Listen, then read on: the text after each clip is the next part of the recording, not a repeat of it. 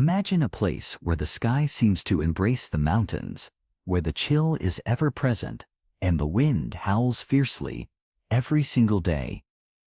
Heck, in the Himalayas, at altitudes that soar, there are small villages cut off from the rest of the world. Here, life is straightforward, tough, yet profoundly meaningful.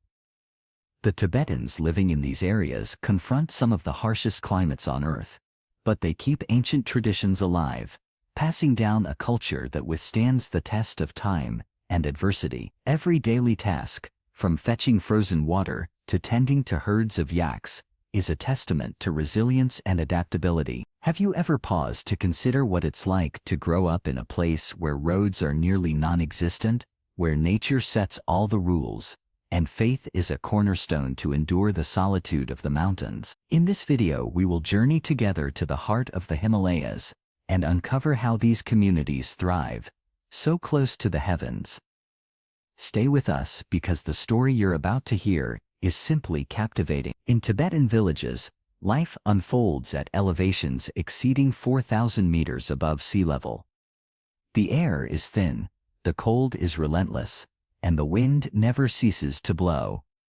In such extreme conditions, everything becomes more challenging: breathing, farming, raising animals, and even moving around. The inhabitants of these regions learn from a young age to cope with the severe weather and the remoteness of everything. The villages are small and isolated, surrounded by towering mountains and deep valleys. Nature imposes its limits, and the Tibetans learn to respect them. There's no luxury or rush. The daily rhythm is dictated by sunrise and sunset. Everyday chores, like gathering water, chopping wood, or caring for animals, demand effort and endurance. Yet, life continues with tranquility and simplicity, just as it has for centuries. The diet in Tibetan villages is basic, relying on what the land and animals can provide in such an extreme environment. The most common dish is tumpa, a roasted barley flour that can be mixed with tea, butter, or hot water. It's easy to prepare and offers energy to face the cold and hard labor. Another staple is momos, steamed dumplings filled with vegetables or yak meat. Hot soups with homemade noodles, potatoes, and roots are also part of the meals, especially on the coldest days. One of the most traditional beverages is butter tea. It may seem odd to those unfamiliar, but it helps keep the body warm and is a significant source of calories. In many homes, tea is consumed throughout the day in small sips around the stove. With limited access to markets or processed foods, the foundation of their diet comes from self-sufficiency. Each meal reflects the reality of the place: scarcity, creativity, and respect for the resources that the mountains provide. Are you enjoying discovering what life is like in Tibetan villages? Every detail of this routine, so simple, yet so rich in meaning, reveals how fascinating daily life is high in the mountains. And there's still much more to uncover. So, give us a like, subscribe to the channel, and let us know in the comments, would you have the courage to live like this, surrounded by nature, and far from the hustle and bustle of the city? Stay with us because there's still a lot more to learn about this unique life in the heights of the Himalayas. Reaching a Tibetan village high in the Himalayas is no easy feat. Often, it's only possible via narrow paths that traverse mountains, deep valleys, and frozen rivers. In some areas, even vehicles cannot pass. Transportation still relies on animals like yaks and mules to carry supplies, firewood, and other necessities. During winter, the situation becomes even more complicated. Snow blocks the roads, and some villages can be completely cut off for weeks. During these times, families prepare in advance, stockpiling food and fuel to survive the long period of cold and isolation. Isolation also impacts access to basic services. Hospitals, schools, and markets are far away, often days of walking. Communication is limited, and in several regions, there's no phone or internet signal. Despite all this, the residents adapt.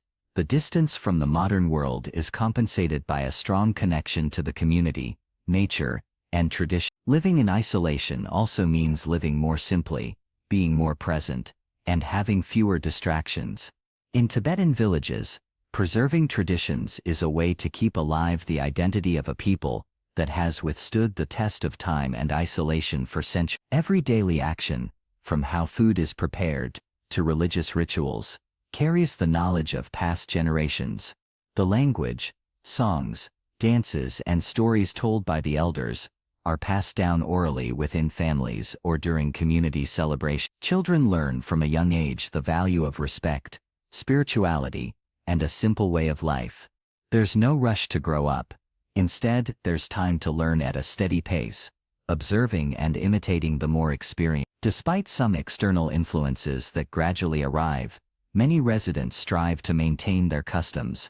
Monasteries, festivals, and religious practices remain the heart of local culture, and there's great pride in preserving this way of life, even in the face of changes occurring in the world. Tradition here is not seen as something from the past, but as a living part of the present.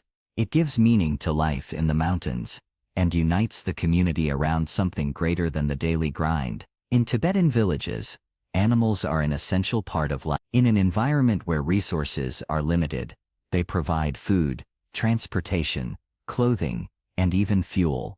The most valuable among them is the yak, a strong animal, resistant to the cold and adapted to high altitudes. Almost everything from the yak is utilized. The milk is used to make butter and cheese. The meat is consumed on special occasions. The hair is used for clothing and blankets, and even the dry dung is turned into fuel for stoves.